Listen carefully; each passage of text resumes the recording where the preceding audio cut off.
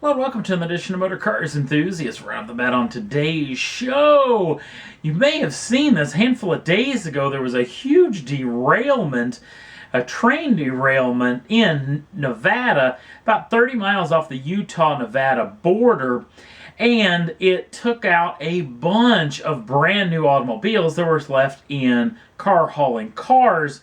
Now, over 33 cars actually left the tracks in this incident, and there were several cars full of automobiles, including a bunch of Chevys and GMCs, along with a bunch of Jeeps were on board. This also shut down a section of highway route 4230 between Elgin and Carp. Have actually been shut down. That may be shut down for a fair amount of time as the cleanup. There was actually a hazardous materials car as well that was involved in this situation, but it didn't actually take on a lot of damage. There is a hazmat crew on site, but they're not going to be needed as far as a big cleanup is concerned. So the trick is, if you live anywhere down in the Southwest and you were expecting a brand new GMC, Chevrolet, or Jeep, you may have to wait a tad bit longer coming forward. Next up on the list, the folks over at Bentley are celebrating their 100th birthday with a little present to themselves. This is the brand new EXP 100 GT. Now, this is completely a flight of fancy, a complete concept machine that's got a bunch of cool little features, including the entire front grille structure along with the headlight arrangements.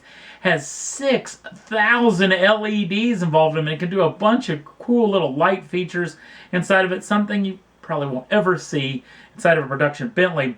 But if you look really, really close on this particular machine, you may get to see some styling cues that may move into automobiles of Bentleys heading forward. Now let's get to the fun stuff. 4 electric hub motors are actually what's driving this, one per wheel, making anywhere from 204 horsepower to 340 horsepower a piece, meaning the total output's in anywhere between 816 horsepower to 1,360 horsepower with 1,106 pounds-feet of torque. Now, this thing can shuffle itself right along with the torque vectoring system, which actually is going to be able to work in independent wheels thanks to those hub motors.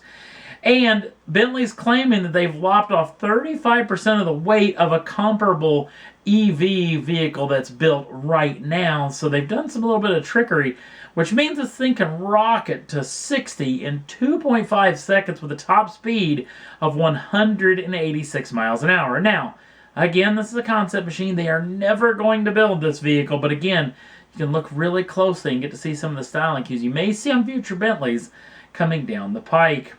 Last up on the list, we lost an icon.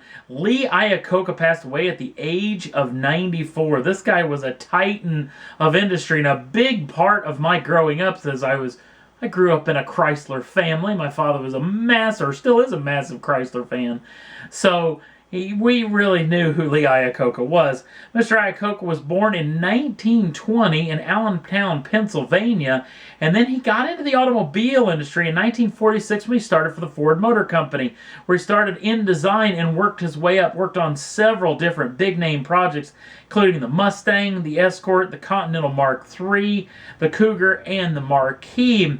And he rocketed himself all the way up to the president of Ford Motor Company, where he was eventually fired when he got a lot of headbutting between him and Henry Ford II. This guy actually rocketed through the Ford Pinto through the organization as well, as he saw a need for a small niche vehicle that got good fuel economy and was relatively inexpensive. But after he got fired from the Ford Motor Company, he later was heavily courted and eventually went right over to the Chrysler Corporation. Now, the Chrysler Corporation at the time was in huge trouble. I mean, they were really in trouble. They were going out of business fast. Iacocca went for one of the first bailouts of the automobile industry in 1979, but instead of doing it somewhat of the sniveling way that Chrysler and General Motors kind of did back in the late 2000s, hat in hand, hands out, looking for money, Iacocca was slamming his fist on the table in front of Congress going, listen, you guys don't understand. If this organization goes down, it takes down a bunch with it, which is much what I talked about in the eventual bailouts of the organizations back in the late 2000s. Because listen, it's not just the company that's going under. There's a bunch of sub companies that work out a lot of parts and pieces, not to mention all the suppliers that could go out of business that are putting together even little nuts and bolts for something as simple as they lose a big contract like that, they are done for good.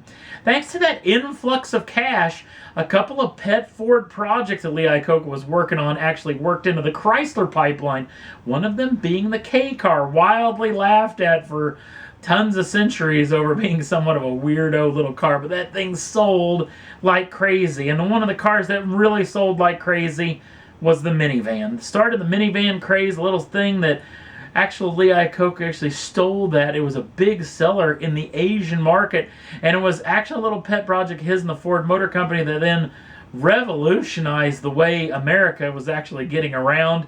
It was a top seller on the market for 25 years. That thing just sold like hotcakes covered in crack.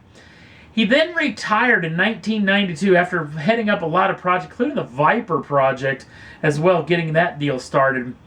Now, a little bit later, actually tried a hostile takeover with Kirk Kerkorian, who later got a big chunk of the Chrysler Corporation. This hostile takeover didn't really work out very well back in 1995. But Mr. Iacocca kept himself busy. He was actually a big development person in Branson, Missouri, of all places.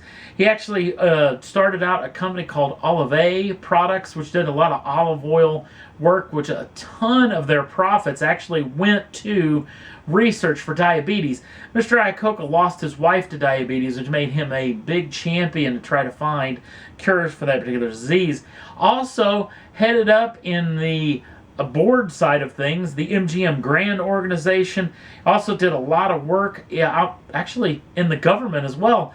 Did a little deal underneath Ronald Reagan, actually helping to put together funds and put together the work to Ellis Island in the restoration project, which was the Statue of Liberty back in the day as well.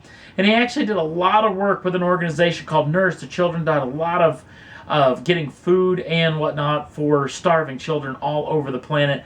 This is just the tip of the iceberg of what Mr. Iacocca did in his lifetime. This guy did a lot of living in his 94 years and is a big part of my growing up back in the day. Mr. Iacocca will definitely be missed. He passed away at the age of 94, and a lot of thoughts and prayers go out to his friends and family as they grieve in this situation. So, that's all there was that I thought was worth talking about for this edition of Motor Cars Enthusiast. Don't forget to like us over on the Facebook page. Links down in the show notes. Also, if you'd like to subscribe to the channel, you can do so at any time. The first dibs on the brand new shows soon as they come out. Thanks for watching. We'll see you again real soon.